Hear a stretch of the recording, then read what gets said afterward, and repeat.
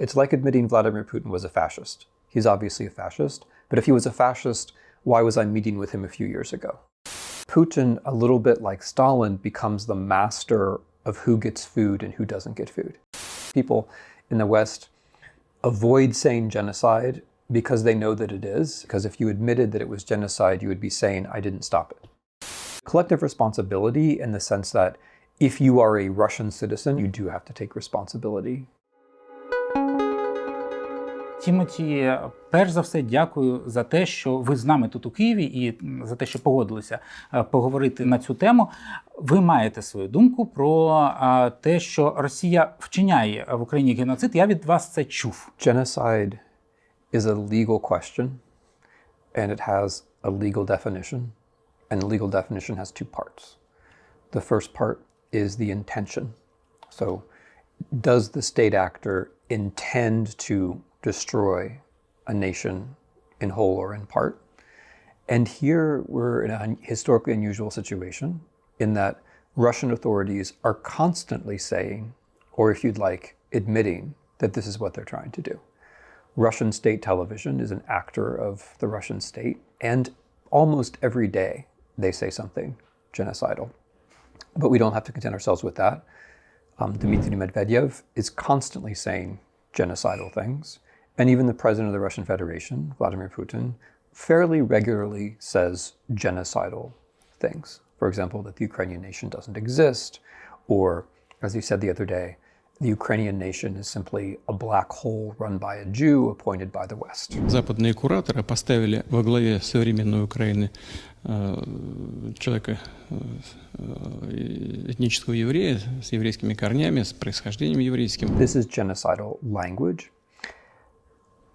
Then the second part of the law are the actions. There are 5, and they range from killing individuals to deporting children. Russia has done all 5 of those things. So in my mind, it's a very clear case of genocide.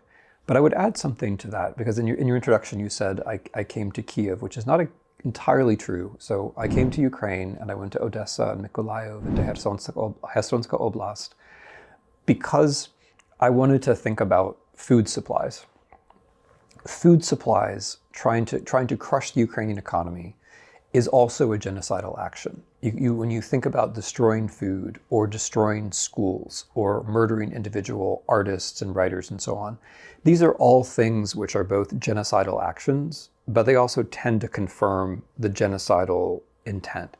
So for me, it's a very clear case, and I tend to think that the reason why people don't say it's genocide, honestly, is that they know that it is. It sounds paradoxical, but I think people in the West avoid saying genocide because they know that it is, and if they said that it was, it would require more action, and it would require them to ask themselves, why didn't I do something earlier on? А ваша думка, чому взагалі Росія обрала для себе такий шлях? Ну, очевидно, вони теж розуміють, що вони вчиняють саме геноцид. Yeah.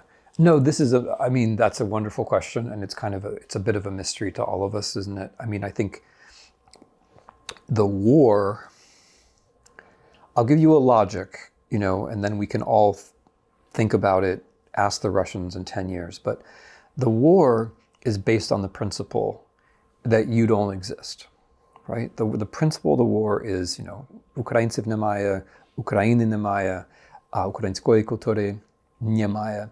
This is the principle, right? That there's not really Ukraine. There's only Russia, great Russian history, great Russian culture. Now, and so the idea was to come in and kill or deport people like you, people like everybody here, and then the happy Ukrainian peasant masses would just go along and accept they were Russian. That was the idea. What happens, though, when it turns out that's not true, right? So the Russian idea is that everybody wants to be Russian. No. So that turns out not to be true. Then how do you feel? Well, you feel, I need to kill more and more people, right? At first, you think it's just an elite that's Ukrainian, then you realize more people are Ukrainian, then you realize there's an entire Ukrainian nation. And so the logic is, okay, I have to kill more and more people in order to get to those Ukrainians who want to be Russians. And you do that long enough and you realize there aren't very many Ukrainians like that. And suddenly you find yourself in this completely genocidal position, which is where they are. When they started, I mean, they said quite openly, this is a colonial mission. We're gonna kill the elites. We're gonna put people in camps, and then the rest of the country will go along. That's already genocidal. But when it turns out that there are more people that you have to kill, then you kill more people. And that's what they say this openly on television. They started out by saying thousands or tens of thousands, and now they say, well, it turns out there are more Ukrainians, so we have to kill millions. So I think that's the dynamic. Річ у тім, що ви чудово знаєте, геноцидальні акції Росії проти України, вони почалися не зараз. І попри те, що саме визначення геноциду, воно відносно свіже, воно з'явилося вже після Другої світової війни, але інакше як геноцидом називати той же Голодомор неможливо. Тобто Росія це робить протягом тривалого часу. Це пов'язані речі, чи умовно кожен починає з нуля і намагається розкручувати цю спіраль, нібито не дивлячись на те, що було перед. I'm going to give you one thought about that. For the last 20 years, the Russian Federation has put a lot of energy into denying that there was a Holodomor. Right? There are Russian historians whose special mission it is to fly around the world and go to conferences and deny that there was Holodomor. Right? It was an administrative mistake. Everybody suffered, right? And their whole mission was to say there was nothing specifically Ukrainian about this. Now, when I look back, I paid attention to this because among other things, I wrote about Holodomor and I paid attention to it. I tried to figure out what happened. And to me, it's clear that there was a political angle to it and it did have something to do with Ukraine. Now, when I think about this war, I think, what were the Russians doing during those 20 years when they were denying Holodomor? In general, when you're denying something, that means that you're thinking about it, perhaps thinking about doing it, or thinking about doing it again. Or doing it better. Yeah, and so, or worse. And so, when I look at this war, and again, this has to do with the South, right? When I look at this war and Russia, destroying the port of Mariupol and controlling the other Azov ports and just trying to destroy the port at Odessa, attacking the ports on the Danube, right? Mining the fields of Ukrainian farmers, flooding the plains south of Novokakhovka, right? All of these things have to do with causing hunger. This time, Ukrainians aren't going to starve, but Russians are starving the rest of the world, or they're threatening to starve the rest of the world. And here, Putin, a little bit like Stalin, becomes the master of who gets food and who doesn't get food. He tells the Africans, well, maybe you'll starve, or maybe Putin will give you food, right? And so in that way, there is a kind of repetition here, using hunger as war. And I think that was present. I mean, I think, there's a kind of strange relationship here. You deny something because you're thinking about it. But I think that, hunger as a way of war was present in the Russian official mind all this time, right? And it's an example of why it's very important to go back critically to your own history. Russians with Holodomor could have said, well, that wasn't us, it was the Soviets, and it was bad. But they didn't even do that. Ви вже згадали про те, що Захід зараз не готовий визнавати, що відбувається геноцид саме через те, що вони не хочуть діяти. Наскільки я розумію, передусім через те, що Росія ядерна держава. It's not the nuclear weapons. You don't want to do it because if you admitted that it was genocide, you would be saying, I didn't stop it. That's the problem. This is the problem with genocide, is that like, if you admit that it's there, then you're a bad person, because it's like admitting Vladimir Putin was a fascist. He's obviously a fascist, but if he was a fascist, why was I meeting with him a few years ago? Чи є шанс, що під тиском тієї реальності, яка відбувається, Захід все-таки визнає те, що геноцид відбувається? Okay, first of all, there's no such thing as, right, the West, right? Okay. Немає такого заходу, right? There are people in the West who do indeed talk about genocide. There are legal projects underway in my country which are designed precisely around chronicling genocide. And there are lawyers who think, okay, there are various crimes we could prosecute the Russians for. Is genocide the right one?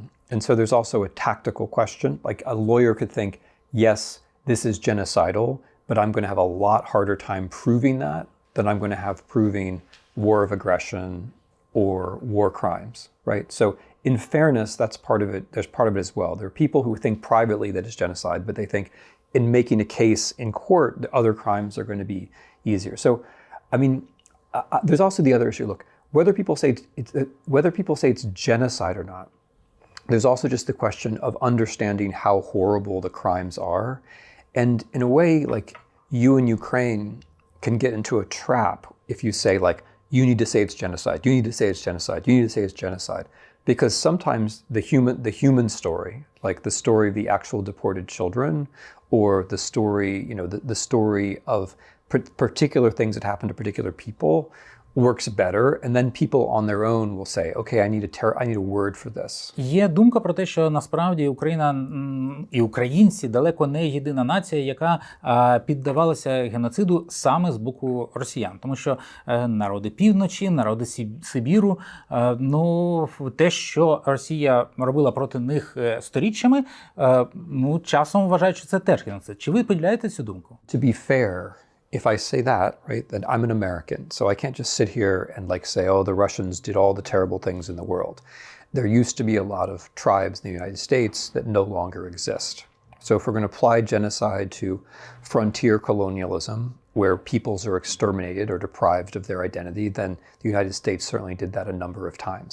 And yes, in a similar way, Muscovy, moving across Asia, destroyed peoples and deprived them of their identity. So if we wish to apply genocide to those earlier situations, then sure. По суті, ми маємо говорити про новітні часи, про 20-21 сторіччя. Sorry, returning to Siberia, this war, I think, is genocidal in a way besides, that doesn't have to do with Ukraine and does have to do with the Russian Federation. So the Russian Federation is deliberately sending its national minorities to die in Ukraine, right? Because Putin is concerned about having a white Russia. And that itself is a genocidal thought. So we're going to send the national minorities to die in Ukraine. We're going to try to send the Crimean Tatars to die in Ukraine, right? That is another genocidal thought, I think. Це не лише Путін. Росіяни підтримують геноцидальні дії масово. У мене родичі в Росії. В Росії, як у багатьох українців, ми знаємо це, ми чуємо це від них, цю підтримку дій Путіна. Чи означає це, що росіяни мають понести колективну відповідальність? Чи мають вони колективну вину? Це дві, до речі, різні, можливо, речі. От як ви вважаєте? Collective responsibility, certainly, in the sense that this has become an enterprise which involves so many Russians that it's very hard to say, I didn't have anything to do with it. And in general, as a moral matter, I think the 20th century teaches us that you should be leaning towards taking more responsibility rather than less. So one of the things which troubles me about discussions with Russians, even with very liberal Russians, is that people tend to find a way to say, this was not my responsibility, right? And I think it's very important for people to be able to say that a genocide is everyone's responsibility. It's being done to another people, but it's being done in the name of my people. It's being done in the name of my people. And then, as you say, so many people are involved in it.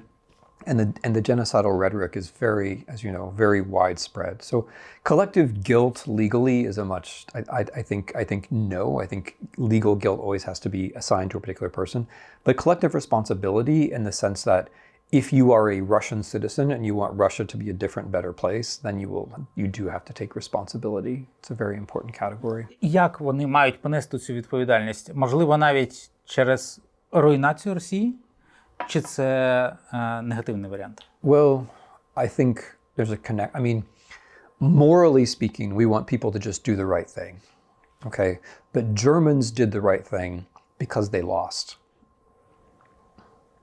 Russia has to lose. There are a few Russians who take responsibility now. There are some Russians who are very courageously doing things. Kara-Murza is going to sit in prison for 25 years for one reason only, which is that he said the Ukrainian war was wrong. That's the only reason he's in prison. But for Russians as a whole, they have to lose. They have to lose this war, and they have to know that they lost this war. So, this is not why Ukrainians fight or why, but the best thing to do for Russia is to make sure they lose for this reason and for many other reasons, because unfortunately that's what history shows us. These kinds of reckonings only start after your imperial project fails.